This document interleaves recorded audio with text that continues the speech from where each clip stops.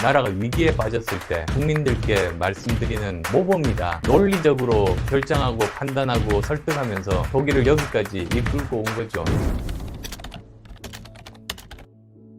10여 군데 흩어져 있고 각 도시마다 전공하고 있는 분야들이 다 있거든요. 그 마인츠의 화학에 대한 그 연구소가 있었습니다. 많은 이야기들을 나눴는데 우선 첫 번째로는 인류가 안고 있는 가장 큰 문제는 지구온난화다, 이산화탄소 배출이다, 그 이야기를 하는 겁니다.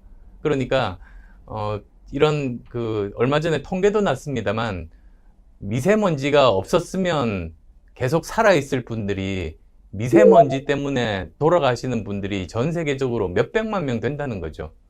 우리나라도 통계가 있습니다. 지난 2015년부터 17년까지 통계를 보면 미세먼지로 인한 초과 사망자가 6만 4천 명에 달합니다. 미세먼지 문제가 없었으면 우리나라에서도 그 수많은 사람들이 돌아가시지 않을 수가 있었거든요. 그러니까 이건 미래의 문제가 아니고 지금 당장 현실의 문제다. 이제 그 말씀을 하신 거죠. 지금 당장 죽어가는 사람들을 살리기 위해서는 이 미세먼지 문제와 그리고 지구온난화 문제를 해결해야 된다. 그걸 같이 공감을 할 수가 있었던 거죠.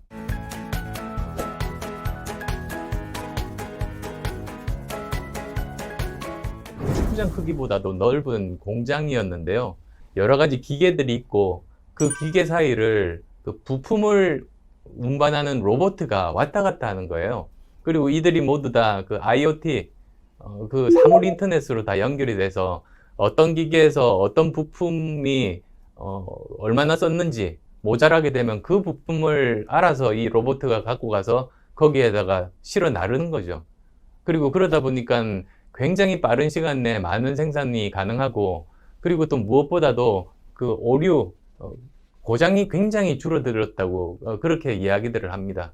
그래서 그런 건 다 좋은데 고용이 줄어요. 그러니까 그게 사실 큰일 아닙니까? 이것을 어떻게 할 것인가? 그걸 국가가 고민을 해야 된다는 생각을 그때 했습니다. 우리나라도 이 4차 산업혁명의 기술들을 받아들여야 전 세계적인 경쟁에서 뒤처지지 않을 수 있는데, 동시에 국가가 해야 될 일은 없어지는 일자리 대신에 새롭게 만들어지는 일자리들은 어떤 것들이 될 것이고, 그 부분을 준비하기 위해서는 어떤 교육을 하고 어떤 그 제도를 만들고 어떤 지원을 하고 어떤 규제를 없애고, 이런 부분들을 선제적으로 고민하는 것이 무엇보다도 중요하다. 그래서 정치인들도 이런 기술 발전에 대해서 모르면 절대로 안 된다는 게 거기서 얻은 교훈이었죠. 사람을 죽이지는 않았는데 우리나라는 불행하게도 그런 경험을 가지고 있지 않습니까? 사실 감정적인 역사적인 골이 깊어 있는 그런 상황이죠. 그 다음 또 두 번째로는 북한은 스스로 핵무기를 개발해서 지금 가지고 있다는 겁니다. 핵무기를 보유하게 되면 그 다음부터는 이 외교적으로 문제 풀기가 굉장히 어려워지는 법 아니겠습니까? 그 다음 또 세 번째로는 독일은 통일되기 전에 벌써 서독, 동독 간의 교류가 활발했답니다. 이 동독에서 서독의 텔레비전을 볼 수 있고요. 서독에 있는 사람이 동독 친척 만나러 갈 수도 있었답니다. 그러다 보니까 문화적인 동질성이 유지가 되고 저쪽이 어떻게 사는지를 서로 알 수가 있게 되고 이해도 넓어지게 됐는데, 우리는 완전히 단절돼 있지 않습니까? 네 번째로는 독일이 통일된 가장 큰 원인 중에 하나가 독일에서 그 동독 시민들이 통일을 원했답니다.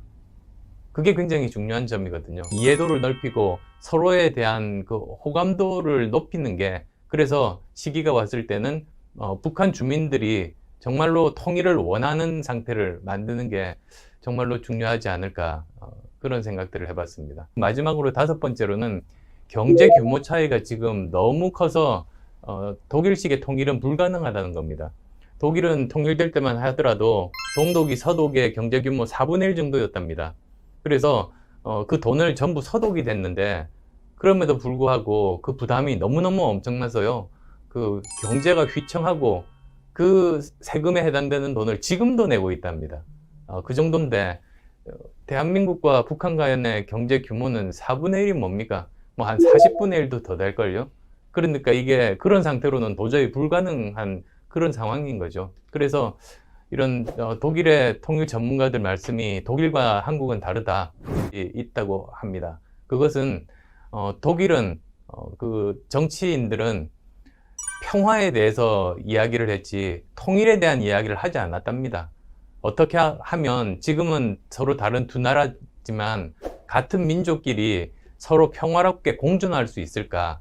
그것만 집중했답니다. 그런데 그러다 보니까 서로에 대한 이해도 깊어지고 교류도 하게 되고 그래서 기회가 왔을 때 통일이 될 수 있었던 거죠. 그래서 우리나라도 지금 평화롭지도 않은 그런 상황 아닙니까? 어떻게 하면 서로 평화롭게 서로 긴장을 높이지 않고 공존할 수 있을까? 그리고 그 과정에서 북한을 조금씩 개방을 해서 정상국가화 할 수 있을까?